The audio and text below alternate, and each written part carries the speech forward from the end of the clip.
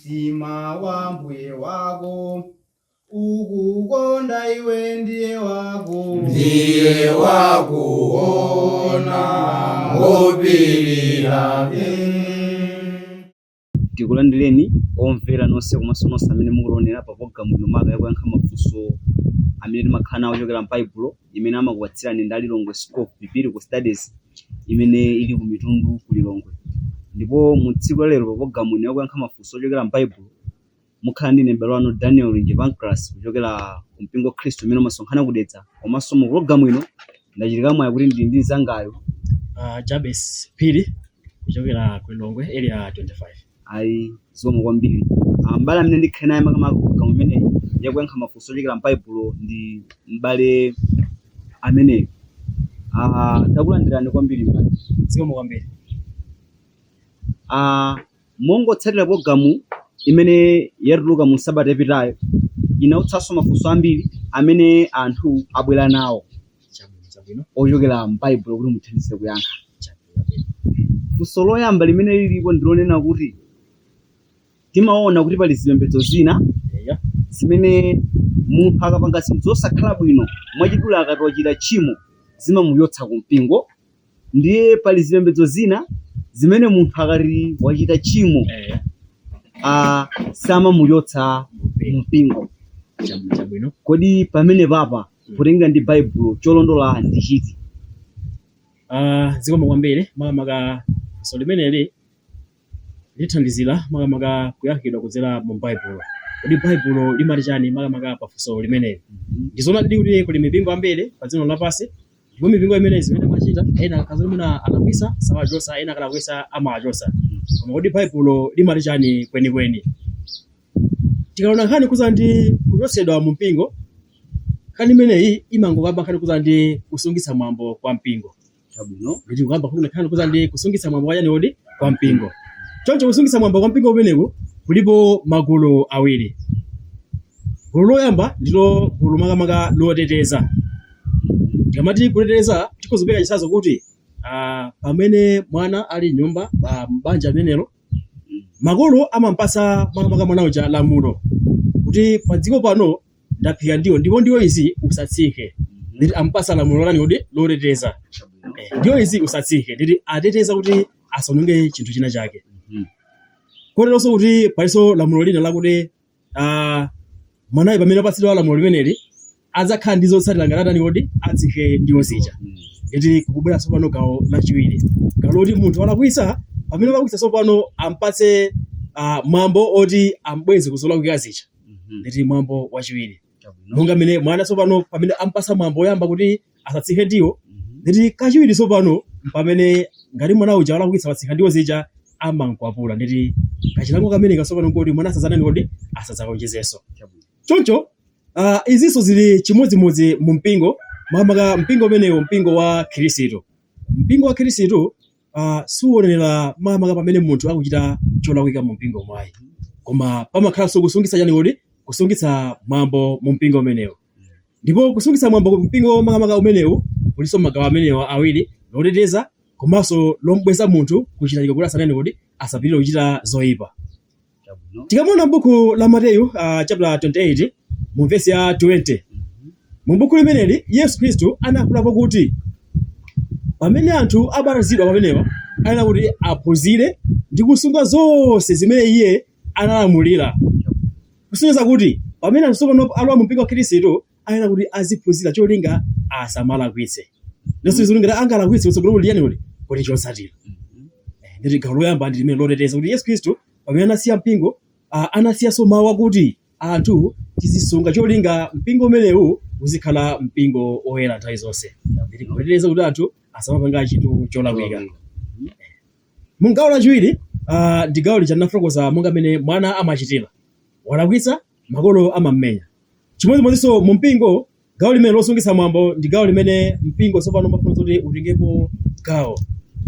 Tikaona makamaka Paulo pamene amafotokoza makamaka nkhani kuza ndi munthu wina amene anachita ntchito yolakwika ku Korinto, atagona ndi mayi yake, mpingo umangomusilira munthu uja satanani osatengapo gawo osamuchotsa mu mpingo muja. Ndiye Paulo sopano amafotokozera komanso amakumbutsa zona kuti mpingo umenewu uchite mu nthawi imeneyi. Tatiye makamaka tione zimene Paulo anafotokoza mu buku limene la 1 Korinto chapter 5 tiona mu verse 9 komanso mu verse 11. Tinalembera ino mkalata uja kuti musayanjane ndi achigololo mu verse 11. Koma tsopano ndalembera inu kuti musayanjane naye ngati wina otchedwa m'bale ali wachigololo, kapena osilira, kapena opembedza mafano, kapena olatira, kapena oledzera, kapena olanda, ngakhale kudya naye otere iyayi. Tsono tikuona zimene Paulo anafotokozera makamaka ku mpingo wa ku Korinto.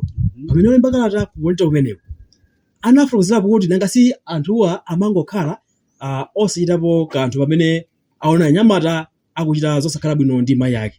Ndi Paulo tsopano akawadzudzula komanso akafotokozera kuti chimene akuchita makamaka mpingo umenewu ayenera kuti asanjane naye munthu kuti ameneyo wachigololo asanani kuti asanjane naye. Komanso mu verse 11 ija watsindika kuti ngakhale ngati pali munthu wina otchedwa wachigololo amene ali m'bale, komanso olatira, komanso oledzera, opembedza mafano, amene asafuna tani kuti kuyanjana nawo. Nditi mwachidule amene wachita tchimo amene ali mu mpingo ayenera kuti iye tsopano alandire mwambo amene iye ayenera kuti alandire ndi mwambo ochotsedwa mu mpingo, kuyimitsidwa kaye mu mpingo. Choncho kuyimitsidwa kumeneku suti kuti kungompeza kuti munthu wachita chigololo pompo kumuwuza kuti mwayimitsidwa ayi. Kumakhalanso ndi mastepe kayiri, kumakhalanso ndi dongosolo ndondomeko yotani kuti yoti anthu asalire kuti munthu ameneyu achotsedwe motani mu mpingo umenewu. Choncho tikamona mu buku la Tito chapter 3 mu verse 10 komanso mu verse 11 Paulo amafotokozera Tito makamaka dongosolo limene iye ayenera kuti azitsatira. Anafotokozapo kuti ngati munthu unchenjeza kamodzi ndi kawiri kenako unkanize, pozitira kuti oteroyo wapatuka pa chikhulupiriro ndipo wadziganiza yekha. Kusenzera kuti pamene munthu wachimwa tsopano mu mpingo suti tingonena zoti munthu ameneyo basi otelemu timuyimitse ku mpingo, koma pamakhala dongosolo lene kuti munthuyo makamaka mpingo utsatire. Koyamba ndi kuti dongosolo lake lakuti mpingo ena kuti umpeze munthuyo kenako ukambirana naye. Ngati munthu uja sakusinthabe, mpingo bewenera kuti uyesetsebe kachikena kudzakambirana naye cholinga abweze ndithu kuzoyipa akhale mdongosolo limene mpingo makamaka ufuna kuti utani kuti ukhalire. Ngati wakanikanso apa mpingo tsopano unena utani kuti ndi umuchotse munthuyo. Izinso ndi chimodzimodzi zimene Yesu Khristu anafotokoza buku la Mateyu cha 18 mu verse 15 kumatsika m'munsi. Kuti ngati m'bale ali makamaka mangwira ndi kulawa wakuti kuti timbweze. Ngati talephera kumbweza tuyitaneko sena adzathandizire cholinga munthu uja timbweze ndithu. Ngati wakanika ndi chosena ameneyo ayisedwe wakunja mpingo. Ili kusungitsa mwambo wa mpingo kulipo ndithu cholinga mpingo zikhala wera komanso zikhala opanda banga ndi opanda kwiya monga buku lija la Efeso chapter 5 verse 23 kumatsika m'munsi mmene anafotokozera. Ndithu ndi m'bale wake zomwe kwambiri polengera ndi Bible monga mmene mwethandizira zikuonetsadi kunena kuti pamene munthu wachita zosakhala bwino mu mpingo ndipo mpingo wayesetsa kumuthandiza koma munthu sakusintha, ndiye kuti mpingo umene unati munthu oteroyo umuchotse. Ndiye kuti ngati pena pangakhale kuti pali mpingo umene kungosamalira anthu kaya kuledzera koma akaya kuchita chigololo koma suku achotsa sikuchita utsindika kunena kuti mpingo sukuyenda monga mwa dongosolo la malemba. Chabwino potsatiranso ndi funso limenelo panabweranso funso lina limene limatsatiza naso ndi funso limene mwayankhali. Amanena kuti milingo ine imachotsa anthu, kodi mesa m'Baibulo muli maonena kuti zilekeni tirigu ndi nasongole zikulire pamodzi? Sindidziwa zoti pa nkhani imene mungathandize bwanji. Zikuonetsa kuti ino mwati kuzonena kuti anthu akunena kuti achotsedwe mu mpingo ngati achita zosakhala bwino ndipo adzulidwa akanika kusintha ndipo atamvetsetsa. Koma kodi pa tirigu ndi nasongole zikulire limodzi mungathandizepo motani? Amayina kufunsa choncho chifukwa kuti akuona kuti mipingo imachita zosiyana. Ena amachotsa pamene munthu wachita chimo, ena sachotsa pamene munthu wachita chimo. Ndipo tengeranso zimene Bible idafotokoza kuza ndi tirigu ndi nasongole chifukwa anthu amakhabe yani kodi kakasi. Choncho kuti mvetsetse bwino makamaka limene kuza ndi tirigu komanso nasongole imapezeka m'buku makamaka limene la Mateyu chapter cha 13 mu verse ya 24 kalaiza mu verse ya 30. Choncho tatiye ni mwina tingowerengapo mufulumira pamenepa kuti tione kodi pamenepa Yesu akakula zimenezi chifukwa chani nanga katanthauza kuti chani kwenikweni. Chabwino. Mateyu chapter cha 13 mu verse ya 24 kulekeza mu verse ya 30. Koma ife makamaka tionepo makamaka tionenga m'buku makamaka mu verse ya 29 komanso 24. 30 makamaka 30 29 komanso 30. Mu verse 29 akuti koma iye anati iye ayitu kapena mmene musonkhanitsa nasongole mudzazula tirigu pamodzi naye. Verse 30 kazilekeni zonse ziwiri ziyakule pamodzi kufikira pakututa, ndimo nyengo yakututa ndidzauza akututawo muyambe kusonkhanitsa nasongole mummange uyo mitolo kukantuntha, koma musonkhanitse tirigu nkhokwe yanga. Tsono tikuona pamene pamakamaka mu verse ya 24 tikamatsika musimo anafotokozapo kuti panali ofesa anakafesa mbewu yabwino imene ili tirigu, ndipo atachoka kumunda kuja wafesa kuja kunabwera wina usiku amene ali mdani wake kwafesa chani kodi kwafesa nasongole mmunda uja.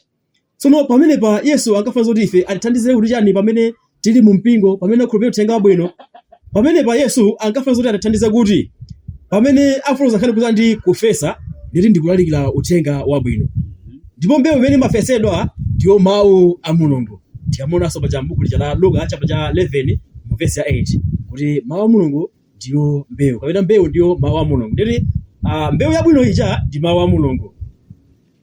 Munda amene amafotokoza pamenepa suli amakamba nkhani kuti ndi mpingo ayi, koma makamba dziko la yani kodi dziko lapansi. Kutenga kuti mwina nanunso mnamba mwapitako mdera lino kulalikira mawu a Mulungu, ndipo amene mwalalikira mawu a Mulungu amapezekanso ena otsutsa mawu aja marani kodi mwalalikira ya Yesu Kristo uthenga wabwino. Ndi amene apitacho watsutsa aja tsopano amene wone kuti akufesa mbewu yoyipa, kufuna zoti azule mbewu yanu yabwino imene mwazala yokuza ndi mawu a Mulungu. Choncho dziko makamaka munda umayimira dziko lapansi osati mpingo. Mawu a Mulungu amayimira uthenga makamaka uthenga wabwino amayimira mbewu ndiwo mawu a Mulungu. Pamene mbewu yoyipa amene nasongole amayimira ndete anthu amene amalalikira koma zosata ndi chani kodi ndi chiphunzitso chimene Yesu Kristo anachibweretsa, osati kukhale ndi kuyoka mu mpingo chifukwa kuti wachita zolawika ayi.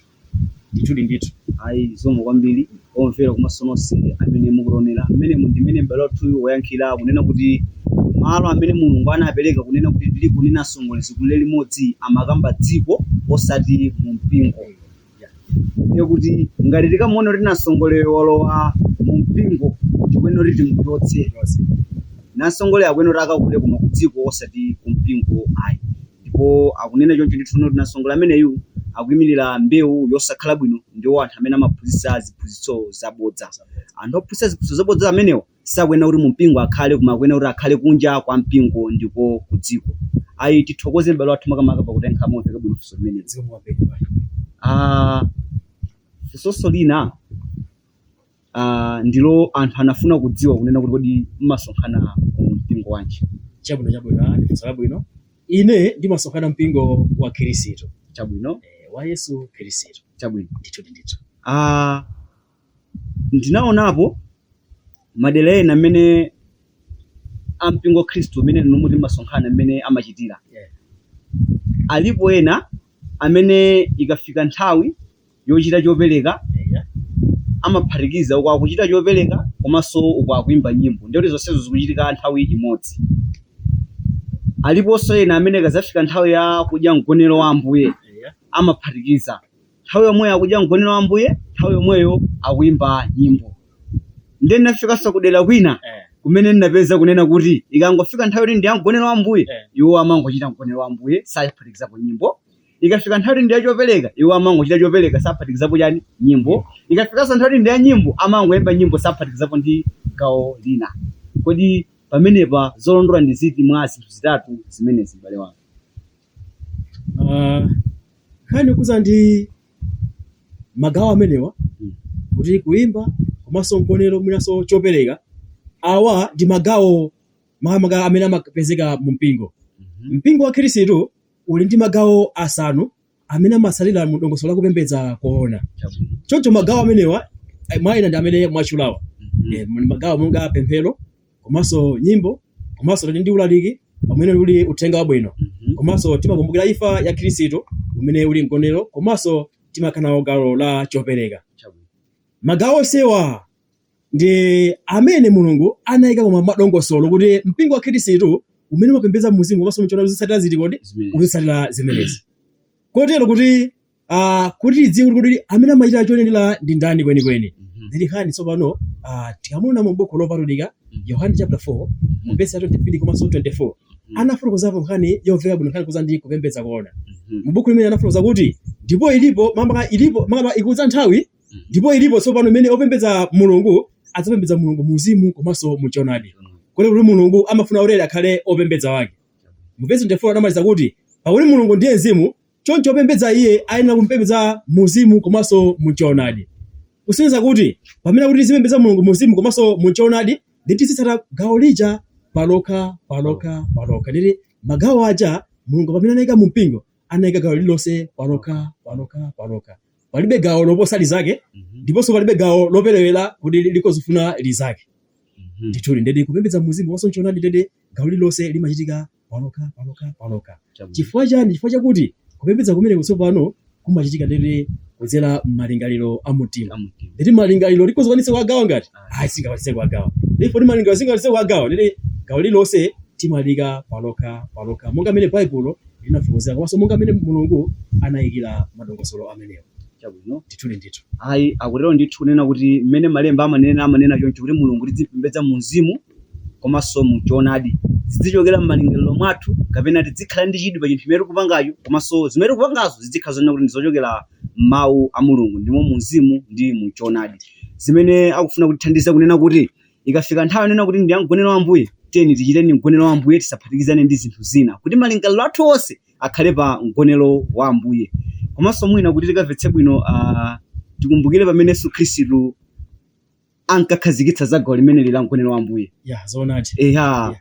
Pamene Yesu ankakhazikitsa gawo limene lila mgonero wa Ambuye kamaona mu buku la Mateyu chapter 26 verse yake number 26 timaona unena kuti Yesu Khristu adangowauza anthu zakachidwe ka mgonero wa Ambuye ndipo nthawi imene ankakhazikitsayo sadayikepo nyimbo idabwera pa mapeto. Ndipo timaonanso mtumwi Paulo pamene amalemba buku kapena kalata yopita ku Korinto, kalata yoyamba wa Korinto chapter yake number 11 mu verse yake number 23 pamene anayamba ndikunena kuti zimene ndinazilandira kwa Ambuye chomwechonso ndichipereka kwa inu. Ndiye kuti amapereka zimene analandira zokhudzana ndi mgonero wa Ambuye. Koma zimene anazipereka pamenepo sanakambepo nyimbo. Sinze kunena kuti pa nthawi ya mgonero wa Ambuye nyimbo pona alibepo. Ndiye kuti timenena kuti tichite choncho. Ikafikanso nthawi yopereka chimodzimodzi pamene Paulo amalembanso mu buku lomwe la Korinto chapter 16 anawuze ndithu kunena kuti achite chopereka osati ayimbe nyimbo kumachita chopereka. Zimene zikusonyeza kunena kuti ikafika nthawi yoyimba nyimbo tiyimbeni nyimbo. Ikafika nthawi nena kuti ndi ya mgonero wa Ambuye tichiteni mgonero wa Ambuye. Ikafikanso nthawi nena kuti ndi ya chopereka tichite chopereka. Pamene pa mwandikumbutsa chinthu china chake chakuti ndikuti pamene tingamapalize zinthu ziwiri nthawi imodzi ndi tikusokoneza. Chabwino. Ndipo cha Mulungu si Mulungu achisokonezera. Tikamona buku lija la 1 chapter 14 verse 33 kuti Mulungu si wachisokonezera. Chabwino. Chifukwa nika chinthu chimodzimodzi. Chabwino. Tingotekeza kuti mwina munthu akulalikira ndi wina kuyambisa nyimbo zikhala zoveka ngati apa. Sizikakhale zoveka. Mwina munthu wina akupemphera wina kuyambisa nyimbo ziveka ngati apa. Zimene zisopano zingothandizira kuti ndede china chilichonse ndicho ima pachani kodi pachoka. Komanso kuti wina akulalikira wina akuyimba nyimbo ndi anthu afunse kunena kuti kodi muchita gawo lanji uyankha kunena kuti chani zikhala kuti ndi zovuta. Tithokoze pamene pakuti mwatithandizira komanso tamva bwino. Funso lina limene tinalandira lonena kuti za tsiku lopembedza. Ena amapembedza lachisanu, ena amapembedza loweruka, ena amapembedza mu tsiku loyamba la Sabata ndilo tsiku la Mulungu. Kodi pa masiku atatu amenewa tsiku loyenera kupembedza ndi liti potengera ndi Baibulo? Tiyamba kuza ndi kupembedza. Baibulo linafotokoza kuti tsiku lopembedza ndi tsiku lina lililonse. Chabwino.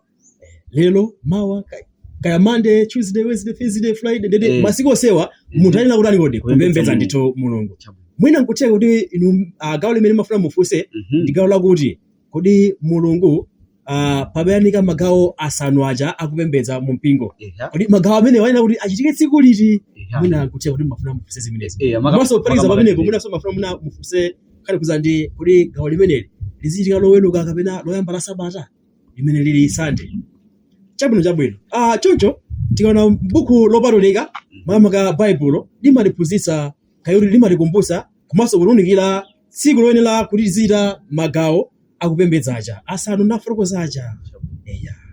Koma tsiku lopembedza ndi lina lilonse koma magawo aja asanu tsopano Mulungu anavomeza tsiku limodzi lokha kuti tizita magawo atayoti magawo amenewo. Choncho tikamona m'buku lopatulika m'buku la Machitidwe chapter cha 20 mu verse ya 7 tatiyoni tione pamene. Ndipo tsiku loyamba la sabata posonkhana ife kunyema mkate Paulo anafotokozera mawu popeza natachoke mmawa mwake ndipo ananena chinenere kufikira pakati pa usiku. Choncho tikuona pasopano kuti baibulo likufotokoza tsiku lotani kuti loyamba la sabata. Akamati tsiku loyamba la sabata ife timangozoda kuti Sunday ndiri chisiku kwete. Tsiku loyamba la sabata ndi tsiku limene lili tsiku la Sunday.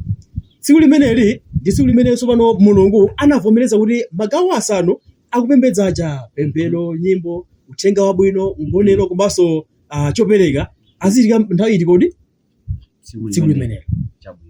Ndithu. Choncho tsiku limeneli timalonanso kuti ndi tsiku limene pokazo Mulungu anavomereza tikamonanso m'buku lija la 1 Korinto chapter cha 16 mu verse ya 1 komanso 2 timunaposa nakamba nkhani kuza ndi chopereka kuti chopereka chizika tsiku lotani kuti loyamba la sabata imene ili Sunday. Ndi anthu ena amakhalabe makamaka akufunsa kuti tsiku limeneli makamaka kuti analika ndani kuti anthu azipembedza. Choncho anthu amakamba zoti Constantine ndi amene anayika tsiku limeneli kuti mpingo wa Khristu uzipembedza tsiku limeneli. Koma nkhani siti kodi nkhani simeneyi. Tikamona makamaka mu baibulo likuti pasa kuti tsiku loyamba la sabata pamene amasonkhana amanyema mkate komanso amava uthenga wabwino. Tikaonanso buku lomwelenso makamaka 1 Korinto chapter cha 16 tionanso kuti tsiku loyamba la sabata amasonkhana kuchita chani kuti chopereka. Ndifunso kumati kuti Constantine nthawi imene anali kuti amapereka tsiku limene ngati anthu amanena choncho. Nali baibulo inalembedwa kale sakanisa nalembedwe. Ndi baibulo inaloti inalembedwa kale. For Constantine anangopereka ufulu kuti anthu tsopano akhoze kumasonkhana poyera chifukwa pachakale tikabwera mbuyo akhristu amazunzika. Akhristu amaphedwa chifukwa chachani kuti chauthenga wabwino. Ndi kusonkhana kumakhala kovuta amasonkhana malo obisika kuti anthu asamaone. Ndipo anthu sankaona kuti ankasonkhana tsiku loyamba la sabata. Ndi Constantine tsopano analengeza kuti mukhoza masonkhana makamaka poyera kuti anthu azitani kuti aziona. Ndipo Constantine ndi amene tsiku limeneli loti anthu azisonkhana tsiku loyamba la sabata. Ndithudi mbale wanga. Ayi tithokoze makamaka pamene mwatithandiza kunena kuti tsiku lopembedza ndi liti. Taona onena kuti tsiku lopembedza ndi tsiku lina lililonse ndipo mwa tsiku lina lililonse limeneli taonapo kunena kuti lilipo tsiku limene Mulungu analisankha limene timene tikasonkhane ndi kukwaniritsa magawo onse asanu akupembedza. Mwa iwo ndiye kuti tikamba za kunyema mkate kapena kudya mkonero wa Ambuye komanso kuchita chopereka. Mwa magawo atatu awa nyimbo kuva uthenga wabwino komanso pemphero ndiyo ndi magawo amene akhoza kuchitika mu masiku ena osewa. Koma tikatera kumana tsiku loyamba la sabata limene liphatikize onse magawo asanu wachite mu tsiku limodzi. Ndipo watithandizira mbale mu kuyankha kwake kunena kuti tsiku limeneli ndi limene anapereka Mulungu tikamaliona m'baibulo limene likunenedwa kuti tsiku loyamba la sabata osati ngati limene anthu ena amene amafufuza zambiri amafufuza kumano molakwika kukanena kuti ndi Constantine amene analipereka. Constantine akupereka zimenezi tsikuli Mulungu atalikhazikitsa kale. Constantine wangolamulira kunena kuti zipembedzana Khristu mwa ufulu. Chabwino. Funso lina limene lilipo mwina limene silingakhale lomaliza programu yathu ino. Ena anatitumizira potenga ndi mmene kwawo zinachitikira nthawi ina. Akunena kuti panali banja lina limene limakhala movutikirapo nkhani ya zachuma.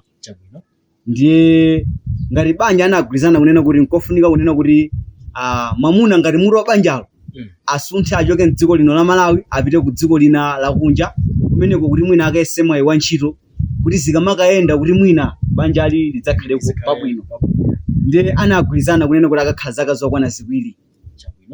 Mwamuna atapita kunja kuja akakhala zaka zokwana ziwiri ndiye kuti nthawi imene anagwirizana itadutsa zinapezeka kunena kuti alowa mu chaka cha namba 3 kanaka chaka cha namba 4 nkuzapezeka kunena kuti kuno mkazi uja kugwidwa chigololo. ndiye khani jarafika ku mpingo mpingo unaonema muri kunena kuti tithandize bwanji popeza malemba akunena kuti chigololo ndi chifukwa choyenera kuthera banja. Kodi pamenepa mungathandize motani? Banja lili kuyenera kuti lithe kapena mpingo uthandize motani kutenga ndi malemba? Zinafunadi kuti pabwere funso limenelo monga mmene zinachitikirapo. Choncho pano ndi zifukwa zimene banja liyenera kuthera ndi chimodzi mwa zifukwa ndi chigololo. Choncho chigololo ndi chifukwa chimodzi zimene banja liyenera kuti lithere. Koma pankhani ngati imeneyi tikuonapo tsopano kuti anthuwa anagwirizana kuti akhala zaka zingati kodi? Zaka ziwiri. Ndiye pokhala zoti akakhala zaka ziwiri koma wapirira chani kodi? Zaka ziwiri. So kuti apo choyambirira waphwanya lamulo loti munthu akabwera muthawi iti kodi? Nthawi yakubwera kuti. Tikabwera mu Baibulo limatumikiraso momveka bwino mama mankhani ngati imeneyi. Kodi banja limene likoza kutha kapena lisathe? Tatiye mangati tione m'buku limene la 1 Korinto chapter cha 7 towerenga mu verse ya 5. Musakanizane koma ndi kuvomerezana kwanu ndiko kwa nthawi kuti mukazipereke kwa kupemphera nimukakhalenso pamodzi kuti Satana angakuyeseni chifukwa cha kusadziletsa kwanu. Choncho apa mama ka Paulo amafukuziranso kale kuzandi banja ngati limeneli. Amafukuzira kale kuzandi za mbanja. Apa anafukuzapo kuti pamene anthu akwatirana choncho nditi afuna zoti anthu asadani kodi asamakanizane wina ndi nzake. Kono kuti ngati kukanizana akuti Satana chirikezi amabwezana kodi kudzawayesa. Pamene munthu yamapita mama kunja kasaka ngati chuma cholinga banja lizayenda bwino anagwirizana nthawi yotani kodi yoti abwerera. Pamene wapirira nthawi yoti abwere ndiri waphwanya chani kodi lonjezo apo. Lonjezo. Mudzi wenu maka ndi matupi athu amene timakhala zo zikumbakumba kapena zolakalaka zathu kuti tikhale pamodzi ndi mamuna kapena mkazi. Choncho pamene analonjeza koma anaphwanya lamulo loti abwere muthawi ndiyoti apa banja silifunira kuti litani kodi lithe. Chifukwa chani? Chifukwa chakuti amene wabweretsa chifukwa chimenechi ndi uyuyo wachoka kupita kutali. Nditi banja ali apa lisathe. Ndithu. Ayi pamene mwanena kuti amene wabweretsa vuto ndi amene wachoka kupita kutali mwangu ndi kumusa zimene Yesu Khristu analankhula mu buku la Luka chapter 17 verse number 1. Sikungatheke kuti zophunzitsa zisadze koma tsoka kwa iye odzanazo. Ndiye kuti tsoka ili lachigololo likubwera komano chiyambi cha zonsezi ndi uyo amene waphwanya pangano wakakhala zaka ziwiri ndi wakakhala zaka zoposera ziwiri. Ayi umene ndi kuti ndi mmene omvera tikuyenera kuti nkhani ithandizire ikatipeza pa ground monga mmene anzathu yawapezera amene anatumizira funso limeneli. Chifukwa cha nthawi limene likhale funso lathu lomaliza mu nthawi ino. Omvera pa program ino yakuyankha mafunso ochokera m'Baibulo mwene ndi nembero anu Daniel Njepanclas amene ndimasonkhana mu mpingo Khristu umene umasonkhana ku Mtakataka mboma la Dedza ndipo sinali ndekhayo koma nene ndi zangayo Jabez Speed Ngongwe 25. Zikomo kwambiri. Mwina nkutheka kunena kuti nanunso muli ndi mafunso ochokera m'Baibulo amene mafunso nena kuti mu program yathu amene mafuna kuti mu program yathu yotsatira azakhalepo mukhoza kutumiza mafunso anu amenewa kudzera pa namba la 0 766 018. Mulungu odziwa kudalitsa adalitse nonse kwa lero ndi nthawi zonse. Amen. Mtima wa mbuye wako ukukonda iwe ndiye wakuona ngopirira. Mtima wa mbuye wako ukukonda iwe ndiye wakuona